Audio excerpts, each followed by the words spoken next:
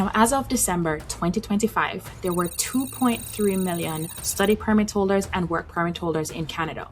And over the next 3 years, that's 2026 to 2028, Canada plans to grant permanent residency to only 1.1 million people. That's fewer PR seats available than there are people in Canada. And each year, more temporary residents, that is workers and students, are admitted to Canada each of these years. Which means this is not just about qualifying for permanent residency. It's about competition. In 2024, Canada's former Immigration Minister, Mark Miller, said it very clearly: you can't all stay. This video is not about fear, it's about clarity. Because at some point, you have to ask yourself, am I fighting strategically or am I fighting emotionally? Today, we're gonna go through a brutally honest checklist to help you decide, should you stay in Canada and keep fighting for PR, or should you pivot before you're broke, burnt out, and out of status? Let's get into it.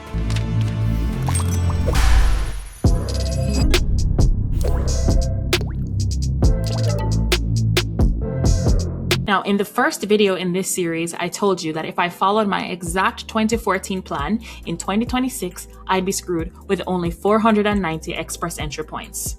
In the second video, we talked about how to extend your study permit strategically to avoid rejection. In the third video, we spoke about survival jobs and the comfort trap. And this video is probably the hardest conversation of all, but we need to have it. What if staying isn't the right move? Now, understand that I know that I'm speaking from a place of privilege because it worked out for me. And I know that having to decide if you should leave or you should stay is a very difficult decision, and I don't take that for granted. But understand that I have these conversations with people all the time, and I see the mistakes, I see the struggle, I see the fighting, and that sometimes the decision that you have to make isn't about it being easy, but it's about the decision that needs to be made at the time, given the situation. What is the best possible decision that you can make for yourself and your family? Ready? So this checklist is divided into 4 pillars.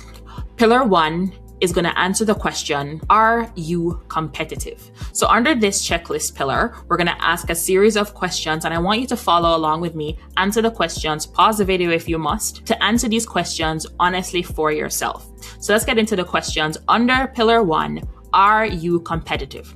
Question number 1, is your current job in a tier 0, 1, 2, or 3? Now, if you don't know which tier you're in, usually that second number in your NOC code. So if your NOC code is 12002, you are in a tier 2 job. So is your job in tier 0, 1, 2, or 3? Answer that question. Yes or no? Or I don't know. Question number 2, are you in an in-demand occupation? Now, this could be at a federal level with regards to the express entry categories, or even at a community level if you're in a specific community, one of the rural communities, or at a provincial level. So are you in an in-demand occupation? Yes, no, I don't know. Now, question number 3, do you qualify for express entry today? So are you a Canadian experience class? That means that you have at least 1 year of experience working in Canada in a tier 0, 1, 2, or 3 job. Are you a federal skilled worker? That means you have at least 1 year or more of work experience outside of Canada, so foreign work experience from your home country or anywhere else in tier 0, 1, 2, or 3. Or are you a federal skills trades worker? This one requires a little bit more experience, at least 2 years of experience working in a skills trade that is part of the eligible occupation. Yes, no, I don't know. Question number 4, are you competitive in your category? So do you have an express entry score that is over 500? Or that is higher than the last score that was called for a specific express entry category? Quick update that happened to the express entry category based draws. It used to be that if you have at least 6 months experience, you'd be qualified under a specific category. Now you have to have at least 12 months of experience. So make sure that you are taking that into consideration when you're considering that you are part of a category. Question number 5, do you realistically have access to a provincial pathway? Are you in a province that has a PNP that you can access based on your occupation or based on the trends of the people that they're inviting? Yes, no, I don't know. Question number 6, Does your employer support immigration paperwork? This one, I feel like you either know or you don't know. Yes, no, I don't know. What's your answer to that question? Question number 7, are you willing to relocate to a rural community or to another province? Yes, no, maybe? So whatever your answers are to these questions, it's not good or bad at this point. It's just data. It's information. Now, what do we do with this data? So those are the questions under pillar 1. To answer the questions, are you competitive? If you've reached to this point and you've answered all of those questions honestly, can you drop a brain emoji in the comment section below? This will help you to realize that 1, you're not alone in this immigration jungle, and 2, to help to push each other along, to help to be part of the community so that there's some level of engagement so people can feel like they're not alone. Drop a brain emoji if you made it to this point and you've answered those questions honestly before we head on to pillar number 2. Pillar number 1 was, are you competitive? Is your answer no? Is your answer yes? Let's see what we do with this data and be strategic about it now. Pillar number 2 is, can you strengthen your position? Which means that, is there anything that you can do to increase your competitiveness? Whether you are a little bit competitive or you're not competitive at all, can you change that? So here we go. Question number 1, can you realistically improve your language score over the next 6 to 12 months? And of course, I don't know how much time you have left on your permit, so that's going to be a relative answer, but can you improve your language scores? I'm going to give you a scenario, right? Here's my case study. There is somebody who is in a healthcare occupation NOC, right? Perfect. He has more than 12 months experience in this NOC. However, if he were to get just average language scores, so that's maybe 6s and 7s in his speaking, reading, writing, and listening, he would only have 420 points in his Express Entry profile. If he were to score the highest range in his language test, that is between 10 and 12 on a CELPIP, for example, he would have 474 Express Entry points. And that is with 1 year experience working in Canada, like I said, right? Or if he were to work for 2 years in Canada and have perfect or the highest range of language scores, he would have 499 points. And the last healthcare occupation draw was 467, which means that if he just did base model average on his language test, he would not get an invitation to apply for permanent residency. But if he were to improve his language scores and get the highest range, he would have 474 and he would receive an invitation to apply for permanent residency. Can you strengthen your position by improving your language score? Question number 2, can you switch tier? Are you in a tier 4 or 5 occupation, have some more time on your work permit, and can go into an occupation that will make you eligible for Express Entry? That's tier 0, 1, 2, or 3. Or are you in an occupation, or are you qualified for an occupation that is a part of the in-demand list? Can you realistically do that job hunt, work with a recruiter, whatever you need to do, and switch jobs? Yes, no, maybe. Question number 3, can you relocate? So now in the first pillar I asked, are you willing? So that was just willingness. How does your heart feel about moving? When you have children, when you have different complications, or maybe just different things happening in your life, relocating might not be as feasible for you. However, now the question is, will you relocate? Will you actually relocate? Yes or no? There's no maybe in this one. You have to be definitive about this answer. Question number 4, can you study French seriously and pass it to a level 5 or a level 7 CLB? Yes? No? Question number 5, can you afford another program or study in Canada for a little bit longer? Now, this question is going to mostly apply to people who do not yet have their post-graduation work permit. If you already have your post-graduation work permit, you cannot study again and then get a second post-graduation work permit. However, if you are here with your spouse and you have the money to go to school again, instead of you doing a second program, you could, right? But if you're in your work year after school, your spouse could study for that year, then see what works for you. but see if you have a budget to go to school again, or if you need a loan for international students, that's going to be linked in the description below. Are you able to do a second program? And the next question is very important, and it's very underestimated, and it may sound a little abstract, but hear me out. Do you have the mental bandwidth to fight harder? Now, there's two people that I think about when I ask this question. There are the very young, who are still in their very young 20s, and then there are the more mature who are closer to their 40s, 50s, thereabouts, right? And I find that these two groups of people, the younger ones, are only just getting the knack of adulting and having to work hard. And so they may not fully comprehend what it would look like to do that, because maybe they moved out of home, they were under the shelter of their parents, they moved here, and their parents have been doing all of the work to this point. Do you have the mental bandwidth to fight? Some of them I find are kind of coasting or don't really understand really the ramifications of being here and having to fight. Then the more mature have been fighting their whole life and only to come here and fight some more. So I feel for those, and I want to honor wherever you are. It's valid. I understand it. And it's a real question to ask, because sometimes immigration burnout is real. Okay.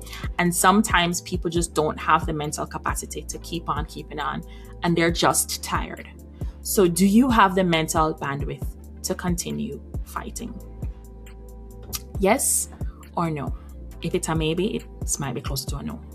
And with those questions, it answers the question, can you strengthen your position? Can you improve your competitiveness? It's not about what's possible, generally, it's what's possible for you. And if you're open to upgrading and upskilling and you can continue fighting, can you drop a muscle emoji in the comment section below to continue engaging and keeping along? Are you going to fight? And there is no shame in not fighting, because we're going to get to the next set of questions and help you to answer that question. That's all this is, right? This is not about shaming. It's not about defeat. By the way, quick one. If you want to actually work through this for yourself, I put together a free checklist that walks you through these pillars step by step. You can download it using the link below or going to astoldbycanadianimmigrants.com/checklist or scanning the QR code on the screen. It will help you to quickly see where you stand and what might need attention. But for now, let's keep going to the next pillar. And pillar number 4 will talk about that reframing of, is this failure? Is this defeat? We're going to talk about that in pillar 4. But first, let's talk about pillar 3, the cost of fighting. Think about cost, you're thinking about money, obviously, right? But what is there beyond money that it's costing you to stay? So to answer the question, what is the cost to fight? Let's get into pillar 3 questions. This is the emotional intelligence section. So the first one is going to be about money. Question number 1, are you going into debt to stay? Now, there's good debt and there's bad debt, but there's also a threshold as to how much debt you are willing to accept, with the understanding that it will be paid off because it will, there's a return on your investment. I came to school on a loan in Canada, right? And we understood that this was the amount of debt that we're going to incur. And after school, once I'm working, I'm plowing down that loan, throwing money at it to get rid of it. How much debt are you willing to accept, and or are you at all able to accept the risk of going into debt with the capacity to rebuild or to pay it off when the dust settles? Question number 2, are you working 2 jobs and you're exhausted? Especially if those 2 jobs are survival jobs, or maybe 1 job is a survival job, but altogether maybe you're not in an occupation or a job that is contributing to your overall goal of staying in Canada or gaining Canadian experience. Is that something that you want to keep doing? Question number 3, I had this conversation recently. Is your marriage strained? Is staying in Canada, fighting this fight, affecting your marriage? Sometimes there might be one member of the couple who has maybe more Canadian experience, or the education in Canada, or the upper edge in terms of the job market in Canada, or a work permit. And the other party is having to kind of just hang out and support the other party's goals. And there is a season for that. But sometimes it might cause strain on the marriage. And let me tell you for free, Canada is not worth a divorce. In fact, divorce is expensive in Canada. Not just the procedure of divorce, living separately and having a single income family is expensive in Canada. Is it worth your marriage? I'm pretty sure it's not, but you can answer that question for yourself. But is it straining your marriage? Yes, no. Number 4, are your children unstable? Younger children who can't be in school, daycare is expensive. Is your child having to bounce around from place to place, having to be at home with you while you try to work this online job, watching TV? What is your idea of stability for your child? I understand that sometimes you have to sacrifice the no for later on, but is it affecting them in a way that is going to be difficult in the long run? Are your children stable and in a stable environment? Number 5, is your mental health deteriorating? This might sound a little bit woo-woo, but how do you feel? Because once your mental health starts to decline, the question above where it says, do you have the mental bandwidth to continue fighting? That answers that question directly. Because if you don't have any more left in you, you don't have the capacity to fight, you don't have the capacity to make sound decisions, and you don't have the capacity to decide that, okay, I'm not gonna throw any more money at this, I'm going to decide to change my view. It's harder to change your outlook on leaving if you're in a low place mentally. So is your mental health deteriorating? Number 6, are you delaying career growth? Are you in a job just for the sake of immigration with no intentions to stay in that job after you get permanent residency? But understand that permanent residency does not solve your job problem. If you have a hard time finding a job now, once you're a permanent resident, okay, maybe there are some employers that are biased towards work permits and such, but the job hunt is the job hunt is the job hunt, no matter where you are in this immigration journey, all right? So are you delaying career growth by having to do this, understanding that at the end of this, will you have the wherewithal to switch jobs after you fight so hard to get it? You can probably finally breathe. And before you know it, 10 years have passed and you're in a job that you had no intentions of being in. Question 7, are you staying out of fear or embarrassment? This is real for people who left and went to foreign and their neighbors know and their family knows and their friends know, and you come back and them say, hey, oh, you come back is what, my foreign? Listen, unless those people are paying your bills, you need to answer this question honestly for yourself. Are you staying out of fear of embarrassment? And is it worth it if you are suffering and they have moved on with their lives and they're not really caring about you? And or even if you come back, right?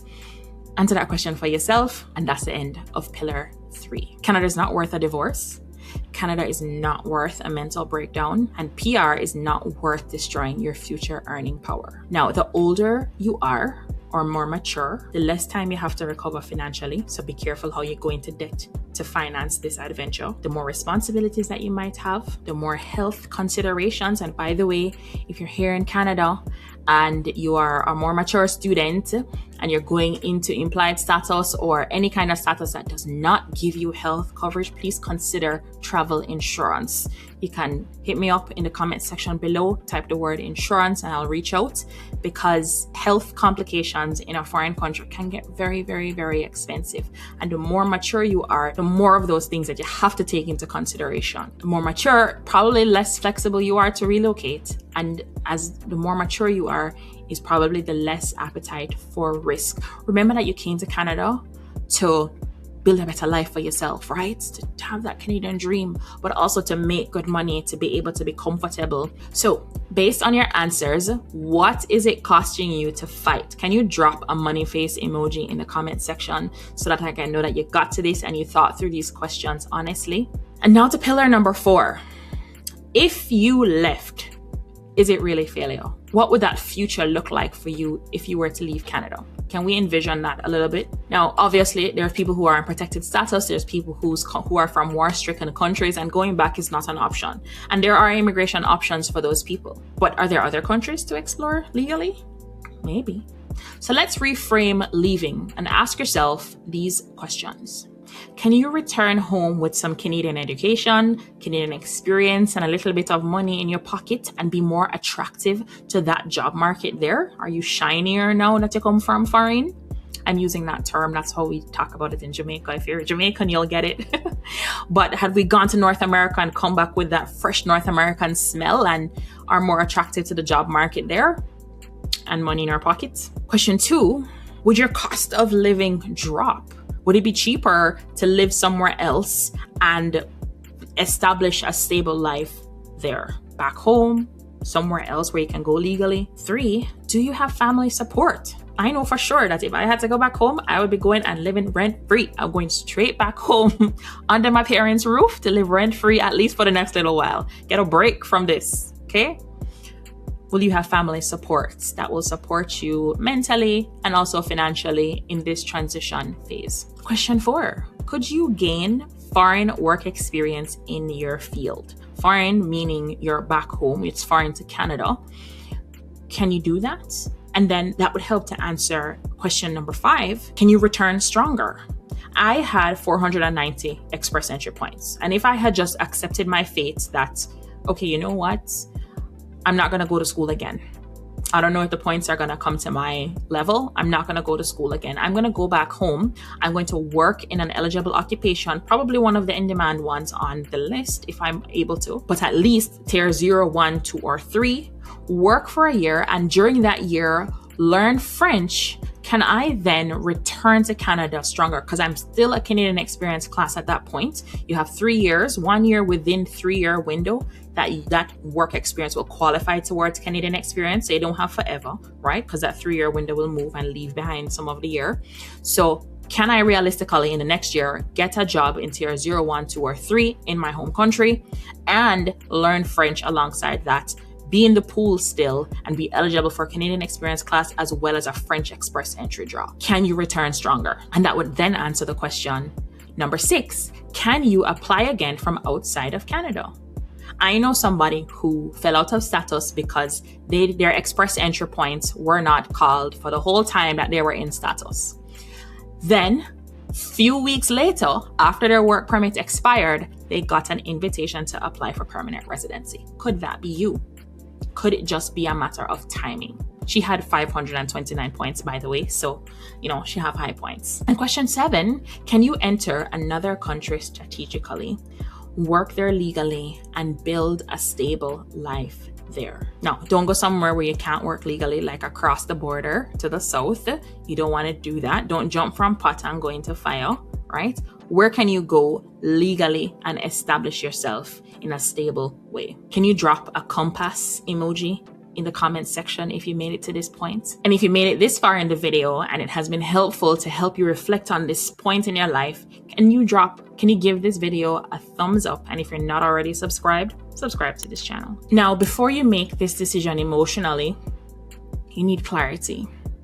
You need to understand, how is Canada selecting people for permanent residency? Especially if you answered, I don't know, to any of the questions in pillar 1 and pillar 2. You need to understand, what is the mold? What does it look like for somebody to qualify for who Canada is looking for? And how do you get yourself to fit that mold? This is the clarity that you need before you make a decision. You don't want to make a decision based on emotions, but just based on strategy. And this is exactly why I built my course, Navigating the Changing Landscape of Canadian Immigration. It will walk you through understanding what's really available and what's available for you so that you can stop guessing and understanding how to position yourself, evaluate your competitiveness, and identify realistic pathways and build a plan to work towards getting there before time runs out. And at the end of the course, you'll get access to my private AI strategy assessment tool where you can retake this whole checklist with your real numbers and with the clarity that you would have gained from the course and receive some guidance on whether staying makes sense for you or if you should pivot. Don't make this decision blindly. Get the clarity first and then decide. Not emotionally, strategically. We went through those 4 pillars and now we're going to move from reflection to decision, because clarity without a decision is just information. And information without action changes nothing. We went over these 4 pillars and answered the question in pillar 1, are you competitive? And in pillar 2, are you able to strengthen your position and become more competitive? If your pathway to stay in Canada and your plans to stay in Canada depend on like a future express entry score dropping to 75, or a maybe employer, or a policy change, or a miracle category expansion, that's not competitiveness, that's dependency. That's hope. Hope is not a strategy. If you are not competitive today, can you develop a plan to be more competitive in the next 6 to 12 months? And if you cannot strategically or intentionally improve your position, then staying becomes a risk, not a strategy. And in pillar 3, what is it costing? If the cost of staying is destroying your long-term stability, then leaving isn't defeat, it's preservation. I remember speaking to now immigration consultants who came here from Mexico, decided that staying isn't working out, it's affecting her stability, she's leaving. And it was about preservation. Can it be that for you? Pillar 4, if you had to leave, what does that future look like? And is it really failure or is it repositioning? Leaving allows you to go and rebuild strength and return strategically. And then leaving may not be losing your seat. It could be just waiting for the next bus and or building a new life, more stable life somewhere else. And going through my course is going to help you to get clarity on those 4 pillars and all the questions under it. And remember, you're going to get to retake this whole thing and get some strategic guidance as to what your next steps could be. So go ahead and go through the course. Everything is going to be coming up on screen or linked in the description. Remember that the reason I'm having this conversation is not because I'm not hopeful for you who are watching this. It's just that based on the math, right? There's 2.3 million people that are in Canada already who have status, either as a student or a worker. Each year, Canada is going to admit about 380,000 temporary residents, and that's between students and workers, which means that 2.3 million grows. However, there's only 1.1 million seats on the bus, which means that realistically, everybody cannot stay. And so this video is about understanding where you're positioned. Can you get one of the seats on the bus? And or do you leave strategically and more empowered? This is really not about who deserves to stay. It's about who is positioned. So yes, you came to school in Canada and you worked for so long. Why can't I stay? It's really about who is positioned for one of the seats on the bus. It's not, do I want PR? Can I get PR? It is, am I competitive enough to get permanent residency in Canada in 2026 and beyond? And that is, the course will help you to either get competitive, figure out if you're already competitive, and or how do you pivot and reintegrate into your home country or somewhere else where you can go legally. If you decide to stay, stay strategically. If you decide to leave, leave with dignity, leave legally, don't overstay, don't burn your bridges, and don't damage your chance of returning to Canada in the future. You told the government that you're here as a temporary resident, honor that and leave with integrity. Then build, reposition, strengthen, and return if it makes sense. Get the course to improve your chances. The link is going to be on the screen and in the description below. I appreciate you for getting this point in the video. Can you give me a thumbs up in the comment section if you made it to this point in the video? I am really coming from a place where I deeply care about you guys. It's weird, I get it. I see the struggle. I see people fighting the fight, and I can't tell somebody, don't fight, don't do it. However, I can help you determine for yourself if fighting makes sense or if it is damaging to you and your future. Please go through the checklist honestly, engage in the comment section below, share this video with one other person that you think may need to hear this message, and I will see you in the next video. Remember to get the course. By the way, the course, you can have it, you can watch it very conveniently here on YouTube by joining this YouTube channel. The join button is going to be below, and you can get it as a standalone course that you have forever access to. Whichever way it is for you to learn, conveniently here on YouTube as part of this membership, or get the standalone course. Either way, this course will help you to determine how to navigate the changing landscape of this new Canadian immigration. I appreciate you. Christina McPherson signing off.